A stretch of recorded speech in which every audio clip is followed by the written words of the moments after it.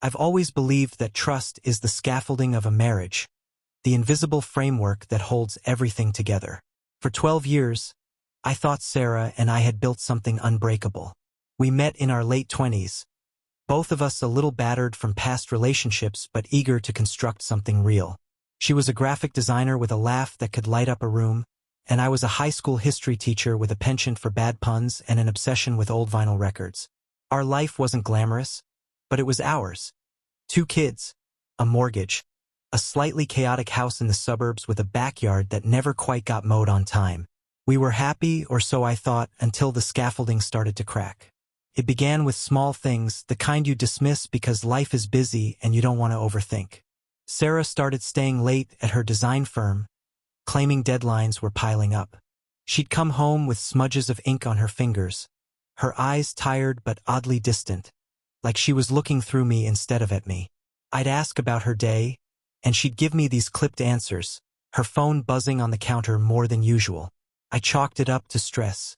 Her firm was pitching for a big client, some tech startup with deep pockets, and she was leading the branding project. I was proud of her, even if it meant I was the one wrangling Ethan and Lily into bed most nights. But then there were the moments that didn't add up. One evening, I found a receipt in her coat pocket for a coffee shop I'd never heard of, time-stamped for a Saturday afternoon when she'd said she was at the office. Another time, I caught her smiling at her phone in a way that made my stomach twist. Not the kind of smile she gave when she was texting her sister or scrolling through memes. It was private, almost secretive, like she was guarding something precious. I tried to shake it off. I didn't want to be that guy, the paranoid husband who snoops through his wife's things. But doubt is a weed, and once it takes root, it spreads. The kids were my anchor. Ethan, our 10-year-old, was all energy, always begging me to toss a baseball with him in the backyard. Lily, 7, was quieter, always sketching little animals in her notebook, a habit she'd picked up from Sarah. They kept me grounded, kept me from asking the questions I wasn't sure I wanted answers to. But the questions kept coming. Why was Sarah suddenly wearing perfume to work? Why did she start locking her phone when she'd always left it lying around before? Why did she flinch when I touched her shoulder one night, like my hand was an intrusion? I remember the first time I felt the weight of it, the real suspicion. It was a Thursday in October, the air crisp with that autumn bite. Sarah had said she was meeting a client for dinner, some last-minute thing to finalize the startup's logo. I was home with the kids, helping Ethan with his math homework while Lily colored at the kitchen table. Around 9, I texted Sarah to check in, just a casual "how's it going?" No reply. By 10, I sent another, trying to keep it light. Kids are asking for a bedtime story. You gonna make it home soon? Still nothing. By 11, I was pacing the living room, the kids long asleep, my phone screen glaring at me with no new messages. She came home at midnight, her hair slightly mussed, her cheeks flushed like she'd been rushing. "Sorry," she said, tossing her bag on the counter. The client wanted to go over every detail, and then we ended up grabbing drinks to celebrate the deal. Her voice was breezy, but there was something off, like she was reciting lines she'd rehearsed.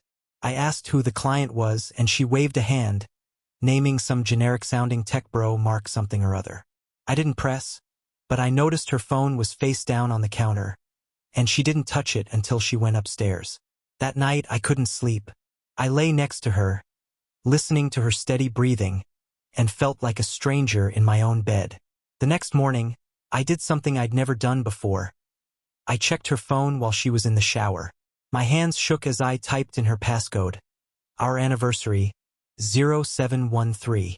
Her texts were clean, too clean, like she'd deleted entire threads. But her email was open, and there, buried in her inbox, was a message from someone named M. Carter. No subject line, just a single line. "Last night was unforgettable. Same time next week." My heart stopped. I clicked out before she came back, but the words burned into my brain. I didn't confront her right away. Couldn't. I needed proof, something concrete to hold on to before I tore our life apart. So I started watching her more closely.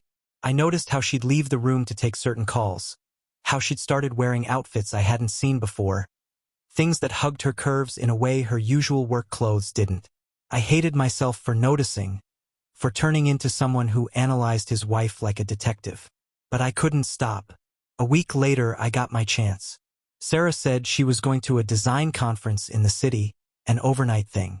She packed a small bag, kissed me goodbye, and promised to call when she got to the hotel. The kids were at my parents' for the weekend, so I was alone, the house too quiet. I sat at the kitchen table, staring at her laptop, which she'd left behind. I knew her password. She used the same one for everything. I opened it, my pulse hammering, and went straight to her email. There it was, a confirmation for a hotel reservation, but not at the conference hotel. It was a boutique place downtown, booked under her name for a single night. There was another email from M. Carter, this one with an attachment, a photo. Clicked it, and my breath caught. It was Sarah, laughing, her head tilted back, sitting across from a man at a dimly lit restaurant. He was handsome in that polished corporate way. Dark hair, sharp jaw, a smile that screamed confidence. The caption read, "Can't wait to see you again." The date was the night she'd come home late. I felt like I'd been punched. My hands shook as I forwarded the email to myself, then deleted the evidence from her sent folder. I didn't know what to do next, but I knew I couldn't just sit there. I grabbed my keys and drove to the hotel, my mind racing. It was irrational, maybe, but I needed to see it for myself. The hotel was one of those trendy spots, all glass and mood lighting. I sat in the lobby, pretending to read a magazine, my eyes scanning every face that walked through. Hours passed. No Sarah. No M. Carter. By 2 a.m., I gave up and drove home, feeling like a fool. But the next day, when Sarah came back, I saw it in her eyes. The same guarded look, the same forced smile. She told me about the conference, spinning stories about panels and networking, but her words felt hollow. I nodded along, playing the part of the trusting husband, while inside, I was unraveling. I started digging deeper. I checked her social media, her cloud storage, even her car's GPS history. I found a pattern. Trips to that same coffee shop, late-night drives to parts of town she had no reason to visit. I found a hidden folder on her laptop with more photos. Her and this man, always him. In bars, parks, once even on a pier at sunset. Each image was a knife cutting away the life I thought we had. I learned his name, Marcus Carter. He was the CEO of the tech startup her firm was working with. Mid-30s, single, with a LinkedIn profile that screamed success. I found his X account where he posted about leadership and innovation, but also cryptic things like, "Some connections change everything." I wanted to throw up. I wanted to confront her, to scream, to demand answers. But I didn't. Not yet. I needed to be sure, and I needed a plan. Because if Sarah was betraying me, I wasn't going to let it slide. I wasn't going to be the guy who just takes it. Over the next few weeks, I became someone I didn't recognize.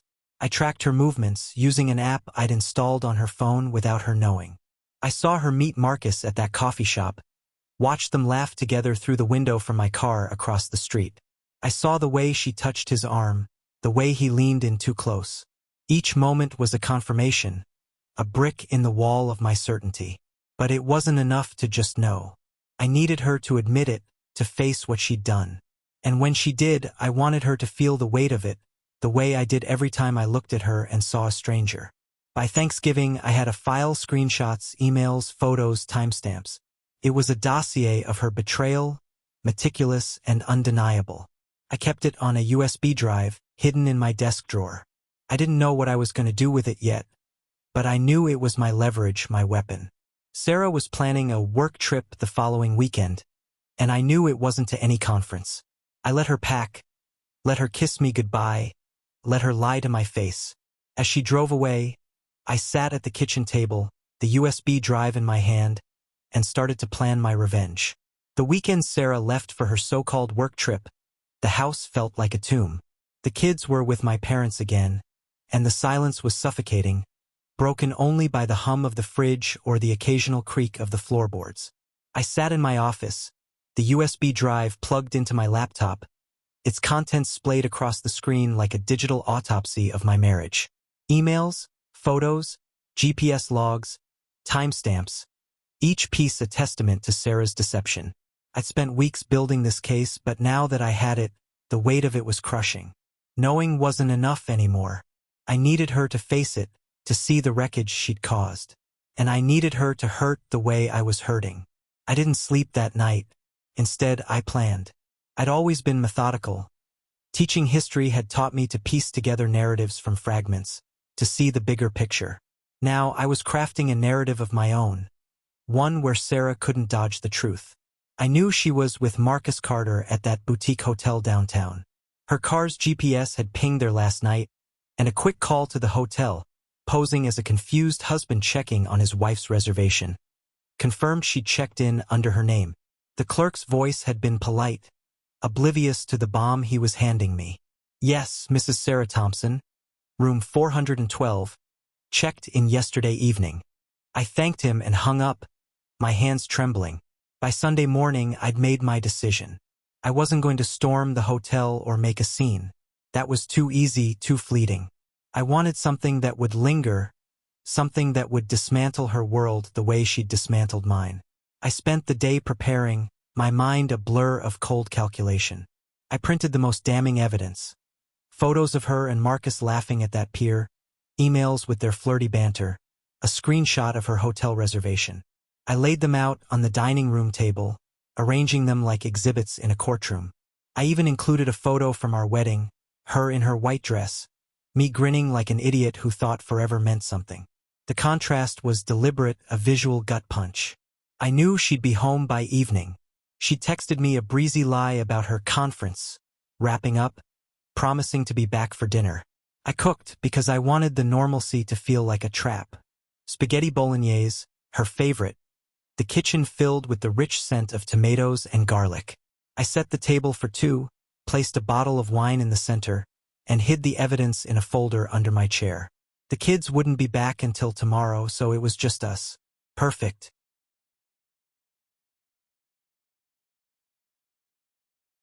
When Sarah walked in at 6, I felt a surge of adrenaline. She looked tired but radiant, her hair loose, her cheeks flushed in that way they always were after she'd been with him. She dropped her bag by the door and smiled, the kind of smile that used to make my chest ache with love, but now just fueled my rage. "Smells amazing," she said, kicking off her shoes. "You're spoiling me." "Figured you'd be hungry after your trip," I said, keeping my voice even. I poured her a glass of wine, my hands steady despite the storm inside me.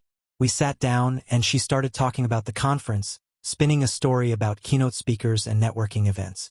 I nodded, twirling pasta on my fork, letting her dig herself deeper. Every word was a lie, and I savored the moment, knowing I was about to pull the rug out from under her. Halfway through dinner, I leaned back in my chair.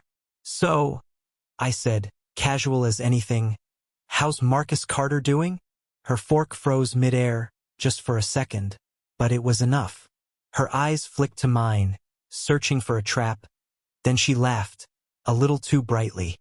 "Marcus? Oh, he's fine, I guess." "Why?" "Just curious," I said, reaching under my chair for the folder. "You've been spending a lot of time with him lately."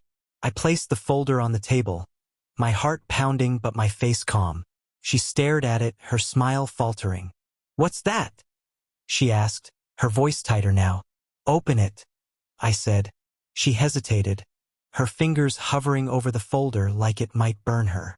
When she finally flipped it open, the color drained from her face. The photos were on top, her and Marcus at the pier, his arm around her, her laughing like she hadn't laughed with me in years. She flipped through the rest, her hands shaking, the emails, the hotel receipt, the GPS logs. She didn't say anything, just stared at the table, her breathing shallow. "Care to explain?" I asked, my voice low but sharp. She opened her mouth, closed it again, then shook her head, like she could deny it all away. "It's not what it looks like," she whispered, the oldest cliché in the book. I laughed, a bitter sound that made her flinch. "Really? Because it looks like you've been lying to me for months. Sneaking around with your tech bro boyfriend, booking hotel rooms, deleting texts. Did you think I wouldn't notice?" She started crying then, quiet sobs that might have softened me once but now just felt like manipulation. "I'm sorry," she said, over and over, like it could erase the evidence in front of her. "It just happened. I didn't mean for it to go this far." I leaned forward, my hands gripping the table. "How far did it go, Sarah? Tell me. I want to hear you say it." She wouldn't look at me, just kept staring at the photos, tears dripping onto the tablecloth. "It was a mistake," she said finally. "I was stressed and he was there, and it just happened. But it's over. I swear, it's over." I didn't believe her.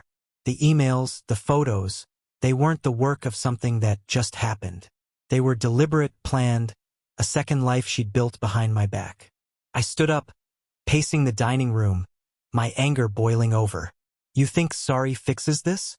You think you can lie to my face for months, betray me, betray our kids, and just cry your way out of it?" She was sobbing harder now, but I didn't care. I wanted her to feel the weight of it, the way I had every night I lay awake, picturing her with him. "You don't get to play the victim here," I said. "You made a choice. Every time you met him, every time you lied, you chose him over us." She tried to reach for my hand, but I pulled away.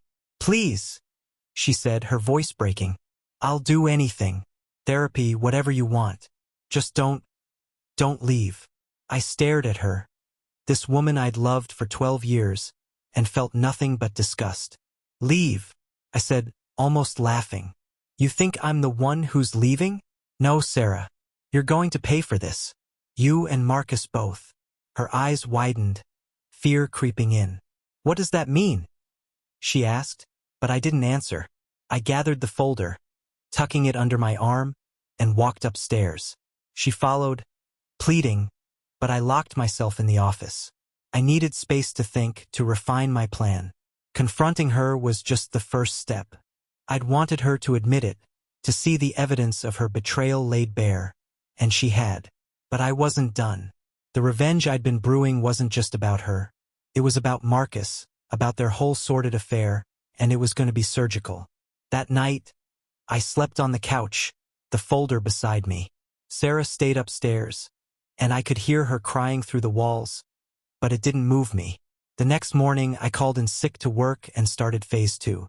I'd already done my research on Marcus Carter.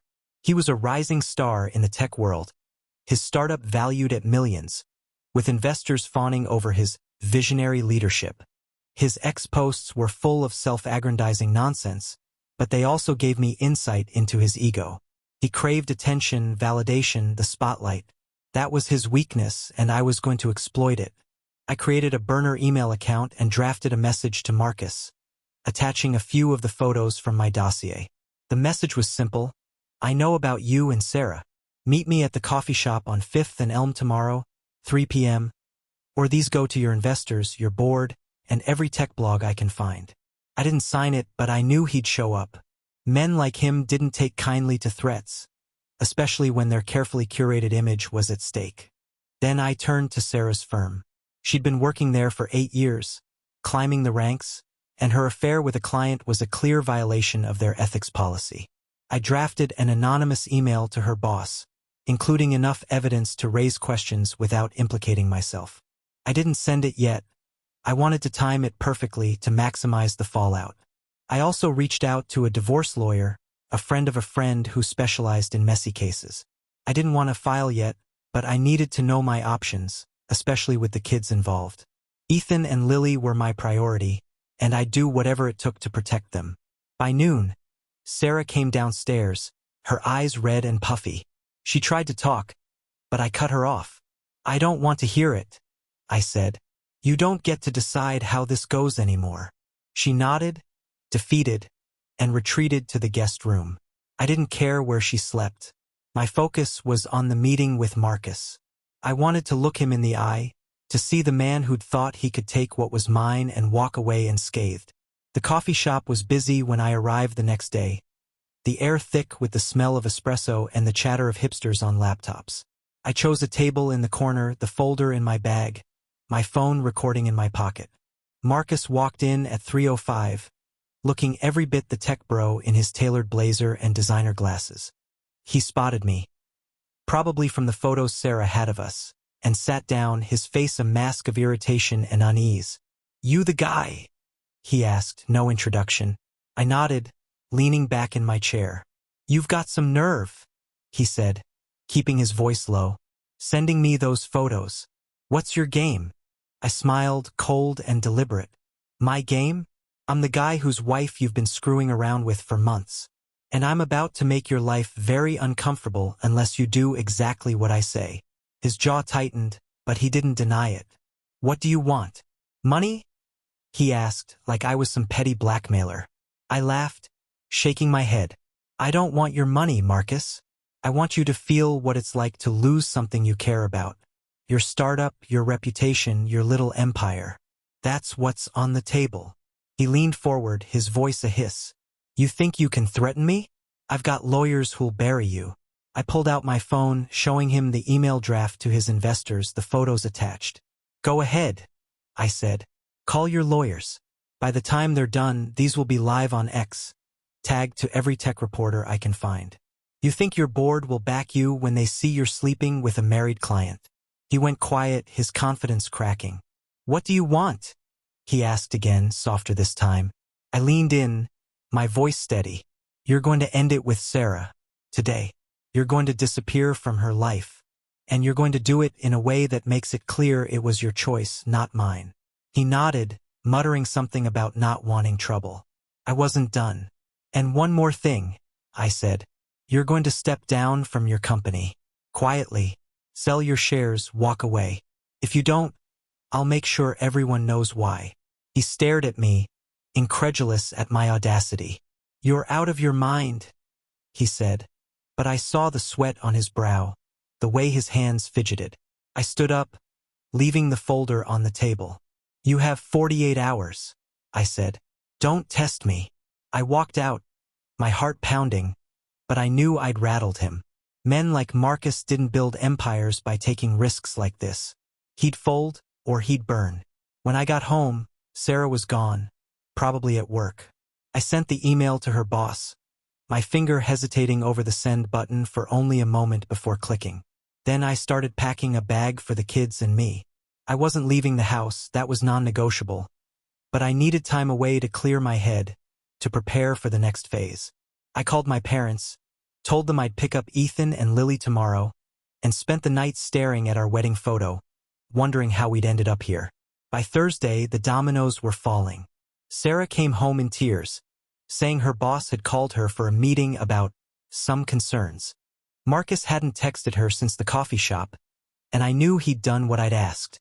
My lawyer friend called back, saying I had a strong case if I wanted to pursue divorce, given the evidence. But I felt no victory, only a grim determination. Sarah's world was collapsing, and I wasn't done yet. The final piece of my revenge was coming, something that would ensure she'd never forget the pain she'd inflicted on me. The days after my confrontation with Marcus were a blur of cold precision and simmering rage. Sarah was unraveling, her world collapsing under the weight of her own choices, and I was the architect of that collapse. I didn't feel triumph, not yet. Just a grim satisfaction that the scaffolding of her lies was finally crumbling. I'd spent 12 years building a life with her, raising Ethan and Lily, believing in the promises we'd made. Now, those promises were ash, and I was determined to make sure she felt every ember. Sarah came home from her meeting with her boss that Thursday looking like a ghost. Her eyes were puffy, her makeup smudged, and she clutched her bag like it was a lifeline. I was in the kitchen, chopping vegetables for dinner, the kids upstairs playing. She stood in the doorway, hesitating, then said, "They suspended me." Her voice was flat, like she was still processing it. I didn't look up, just kept slicing carrots, the knife's rhythm steady. "Why?" I asked, though I already knew. "They got an anonymous email," she said, her words trembling. "Photos, emails, stuff about me and Marcus. They're investigating me for breaching client ethics." She paused, waiting for me to react, to comfort her maybe. I didn't. I just nodded, scraping the carrots into a pot. "Sounds serious," I said, my tone neutral. She started crying again, a sound I was growing numb to. I might lose my job, she whispered. Everything I've worked for. I set the knife down, finally meeting her eyes. You should have thought about that before you started sneaking around with him. Her face crumpled, but I turned back to the stove. I wasn't going to console her. She'd made her choices, and now she was living with them. The email I'd sent to her boss had been calculated. Anonymous enough to keep my hands clean, but detailed enough to ensure an investigation. Her firm was strict about professional conduct, and an affair with a client was a career ender. I knew it when I sent it, and I felt no guilt. That night, she tried to talk again, begging me to go to therapy, to fix us. I listened, leaning against the counter, my arms crossed. I love you, she said, her voice cracking. I know I messed up, but I want to make this right. I looked at her, this woman who'd once been my everything, and felt a void where love used to be. You don't get to decide what's right anymore, I said. You broke that when you chose him. She flinched, but I didn't stop. You don't get to cry your way out of this, Sarah. You don't get to pretend it was a mistake when you planned it, lied about it, built a whole secret life behind my back. She didn't have an answer, just more tears. I left her in the kitchen and went to check on the kids. Ethan was sprawled on his bed, reading a comic book, while Lily was drawing in her notebook, her little face scrunched in concentration. They were my anchor, the reason I hadn't walked out yet. I couldn't let Sarah's betrayal destroy their world, too. But I also couldn't let her off the hook. She had to feel the consequences, and so did Marcus. By Friday, I got word through a mutual contact in the tech world that Marcus had stepped down as CEO of his startup. The official story was personal reasons. But I knew better. My threat at the coffee shop had worked. He'd seen the photos, the emails, and known I wasn't bluffing. His board wouldn't tolerate a scandal. Not with investors circling and a potential IPO on the horizon. He'd sold his shares at a loss, I heard, and was already pitching himself as a consultant on X, trying to salvage his reputation. I smiled when I read his latest post, a vague platitude about new beginnings. He thought he'd escaped, but I wasn't done with him either. My revenge wasn't about destruction for its own sake. It was about justice, about making them both face the wreckage they'd caused. For Sarah, losing her job was just the start. For Marcus, stepping down was a blow. But I wanted more. I wanted them to carry the shame, the way I'd carried the pain of their betrayal every night I lay awake, picturing them together. So I kept digging, kept planning. I'd learned Marcus was vain, obsessed with his public image. His X account was a shrine to his ego, photos of him at conferences, quotes about leadership, retweets from industry bigwigs. I decided to hit him where it hurt most, his reputation. Using the same burner email, I compiled a dossier, not just the photos and emails, but a timeline of his affair with Sarah, cross-referenced with his company's financials. I'd found a few questionable transactions in his startup's public filings. Nothing illegal, but shady enough to raise eyebrows. I sent the package to a tech blogger known for exposing industry dirt, with a note. Marcus Carter's not the visionary he claims to be. Dig into this. I didn't expect an immediate response, but by Saturday morning, the blogger had posted a teaser on X. Big scoop coming on a certain tech CEO's fall from grace. Stay tuned. I knew Marcus would see it, and I knew it would rattle him. I wanted him to sweat, to check his phone every 5 minutes, wondering how much was about to come out. Meanwhile, I kept my routine normal for the kids' sake. Pancakes for breakfast, a trip to the park, helping Lily with her drawings. But inside, I was a furnace, burning with purpose. Sarah, on the other hand, was a wreck. She barely left the guest room, only coming out to eat or check her phone, which buzzed less and less. I knew Marcus had cut contact, just as I'd demanded. She tried to hide it, but I saw the desperation in her eyes, the way she'd stare at her screen, waiting for a message that never came. I didn't confront her about it. I didn't need to. Her silence was proof enough that he'd followed through. On Sunday, I took the kids to my parents again, needing space to execute the final piece of my plan. I'd been in touch with my lawyer friend, who'd drafted a separation agreement. I wasn't ready for divorce yet, not because I wanted to stay with Sarah, but because I needed to protect Ethan and Lily. The agreement gave me primary custody and the house, with Sarah covering child support if she kept her job. If she didn't, I'd figure out another way to make it work. I left the papers on the kitchen table, along with a note. Sign these by tomorrow, or I file for divorce and send everything to your family, your friends, everyone. When I got home that evening, Sarah was sitting at the table, the papers in front of her, and signed. She looked up at me, her face a mix of fear and defiance. "You don't have to do this," she said. "We can work it out. For the kids." I sat across from her, my voice calm but unyielding. "You don't get to use them as a shield. You broke this family, Sarah. Not me. Sign the papers, or I make sure everyone knows exactly what you did." She stared at me, searching for a crack in my resolve, but there was none. I'd spent weeks building this moment, and I wasn't backing down. Finally, she picked up the pen, her hand shaking, and signed. I took the papers and locked them in my office safe. "You can stay in the guest room until we figure out what's next," I said. "But don't mistake this for forgiveness." The next morning, the tech blogger's article went live. It wasn't a full exposé yet, but it hinted at Marcus's questionable personal conduct and potential conflicts of interest with a client. The ex-post linking to it got thousands of retweets, and the comments were brutal. People speculated, dug into his past, started connecting dots. I didn't need to send the full dossier. The seed was planted, and the internet was doing the rest. Marcus posted a weak defense, claiming the article was misleading, but the damage was done. His brand was tainted, and I knew it would follow him. For Sarah, the fallout was quieter but no less devastating. Her firm called to confirm her suspension was permanent. They'd found enough in the investigation to justify firing her. She told me in a monotone, like she was reciting someone else's life. I didn't react, just nodded and went to pick up the kids. They didn't need to know yet, but I'd tell them when the time was right, in a way that protected them from her mess.